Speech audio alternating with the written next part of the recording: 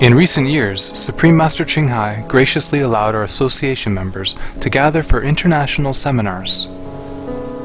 There were joyous occasions as Master and disciples reunited to meditate and pray for peace.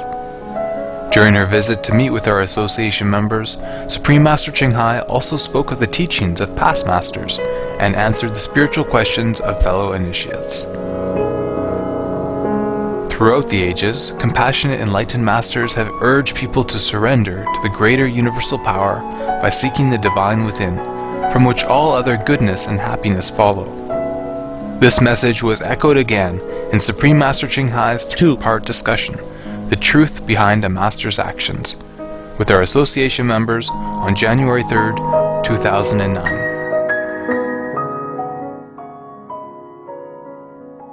Supreme Master Ching Hai's lectures are not a complete meditation instruction. Please do not try alone.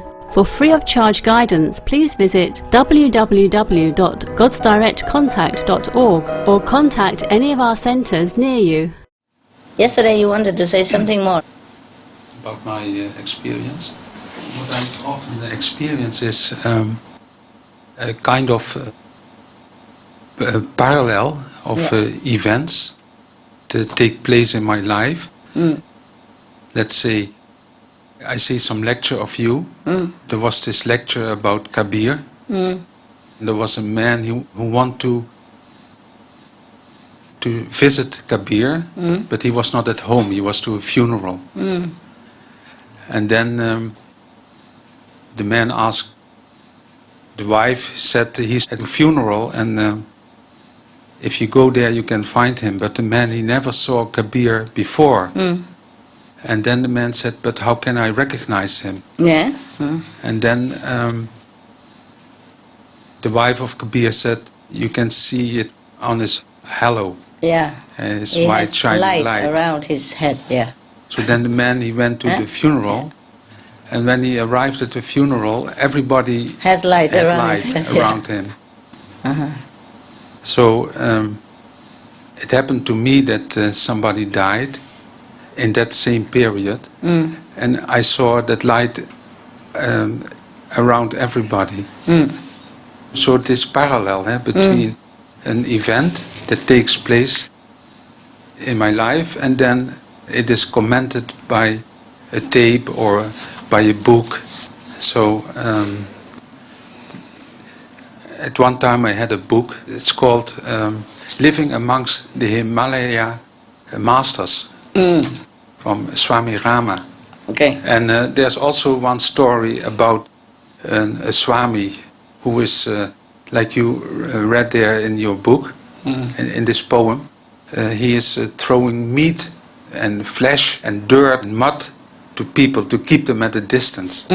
And he's sitting amongst crocodiles. And like this, he always want to, he doesn't Understand. behave in a social way. Yes, yes. But like it was written. It's not like a very compassionate master, loving and cordial and polite and so. When I read that book, the same happened. That events took place, and it always coincided with the story in the book. So the story in the book was a kind of commenting on the event.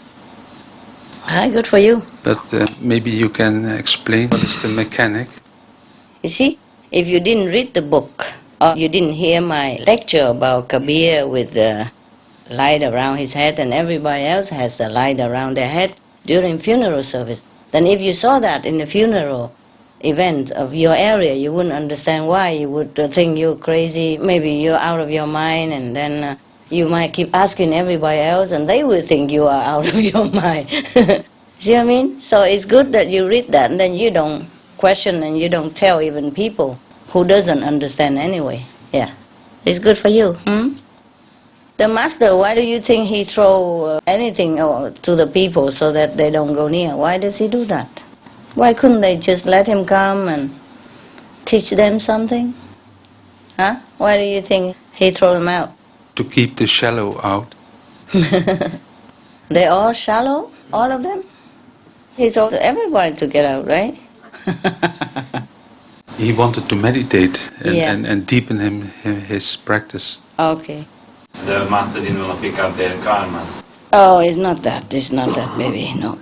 Maybe because he wants everyone to leave him alone. It's not that. It's just very difficult for any master at all to find peace within this world, number one. Number two, very difficult to find anyone who is truly, very sincerely quest for enlightenment and nothing else. Either they want to heal their sickness or want some fortune and you win the lotto, you know, or get a pretty wife or want to bear more children or grandchildren, any kind of things. Just want to go and bug him, you know. Just want him to dispense miracle without them working.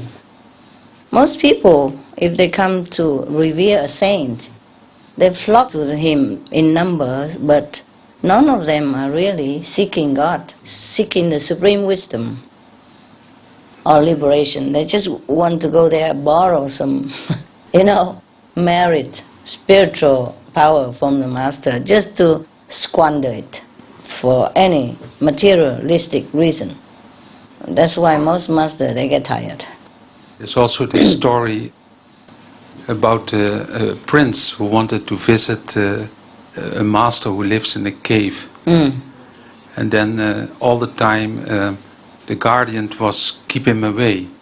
But then after 3 or 4 times that the prince attempted to visit the master, he finally let him in the cave. And then he received him on the mud and stone, and they were sitting together. Yeah? And then the prince said, "It seems to me that you are very lonely, living here in this cave on stone and mud. Alone and nothing there, yeah. Alone and nothing." And then the master answered, "Yes, since you are here, I start to feel lonely."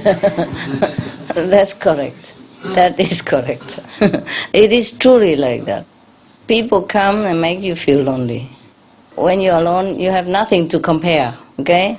And you're deep in your spiritual enjoyment. And when some come around, they just bug you and they just drag you into a kind of a lower dimension in thinking, you know, and all that. And make you feel you're dragged back into the world again, where there is comparison, high and low, and, you know, up and down and all that, and you feel lonely. You feel the loneliness of the people, of the whole world. People are often lonely. That's why they married or they have partner or friends, you know. So when they bring that into your cave, you feel also. If you're alone, you don't feel lonely. Truly, when you're alone, you feel so good, so good, so good. For the sake of others. They sacrifice their tranquility, yeah? Many other things. When you are with the multitude, it's different. Sometimes you have to even act accordingly, you know, or compromising, so that they will understand you and then slowly bring them up. There's another story I want to tell you, because I don't understand this story. Tell me. It's a story about Maharishi Patanjali, and he was a very high saint. He lives maybe 5,000 years ago, and he had about 1,000 students. Always when seekers came to become a student, then he disguising himself like a demon, and then he hang himself in a tree, and making them scared or make a joke, and then he asked them strange questions like, "Are you well cooked?" Yeah, I understand. It's behave like a ghost or bad or demon, incomprehensible. It's not like a saint, okay? So what happened? Then at last he had 1,000 students, and always when he was teaching, he taught behind a curtain. And then from behind the curtain, from his head, or maybe from his body, grow 1,000 snakes. And the snakes, they went in front of each student. And then each student was taught individual by this snake. But there was the rule that nobody should look behind the curtain. And one day he started his lesson, and then the one naughty student, he dared to look behind the curtain. Yes. And in an instant, all the students were burned to ashes. It sounds like the story of Shiva. Okay, so what happened? Then what happened was that maybe 10 minutes later, one student came. He was a little bit late. So and he found there this classroom with all these ashes. And then he said what happened, and Patanjali explained to him. And then this one student, he asked, can I continue to be your student? So, and the moral of the story is that we are all exponents from this one student. So we are this lazy student, this slow student. The present human race came from that person. The knowledge of the human race came from that latest student, the lazy one. So why don't you understand that story? What you don't understand? This transformation of snake in front of each student. In the East, you know, snake is symbolic of wisdom. You see, Shiva has a lot of snakes around him, and some Buddha or some Vishnu has a lot of snakes on top of their head. Just means each student has mastered, taught him individually, directly, you know, but from different angle. The snake means just the wisdom was imparted to the student. It's not the snake at all. They be scared to death. They don't need to be burned to death. They're scared to death of everybody. The whole 1,000 snakes coming and poking at you all the time, imparting to you the wisdom. But what about this curtain then? The curtain is a symbol of that you don't truly know the real master. You are covered, you see? You learn just partially. And the true master you don't really know. You see the master as a body. Sitting here, for example, if I'm a master, that's all you see? As if a curtain has drawn between you and the master. And you don't really know it's a master or not a master. What the master truly look like inside. For the students, you don't know. Actually, your body is already the curtain. Yes, something like that. But the rule that nobody should look behind the curtain, and if one surpassed this rule, then all the students were burned to ashes. Okay.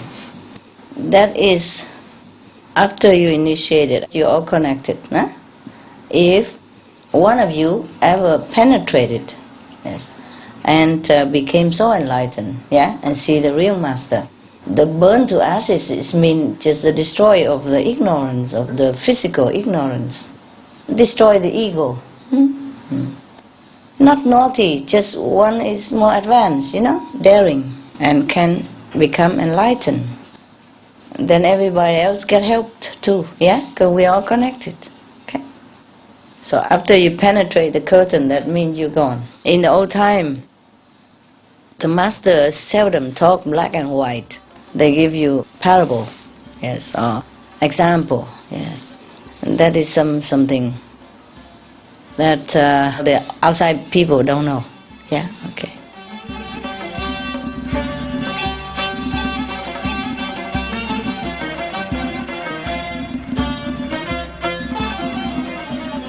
It has been a great joy to have your loving company for today's episode of Between Master and Disciples. Now please stay tuned to Supreme Master Television for healthy living, coming up next after noteworthy news. May your spirit be light and bright with God's blessings and grace. For more details, please visit www.suprememastertv.com/BMD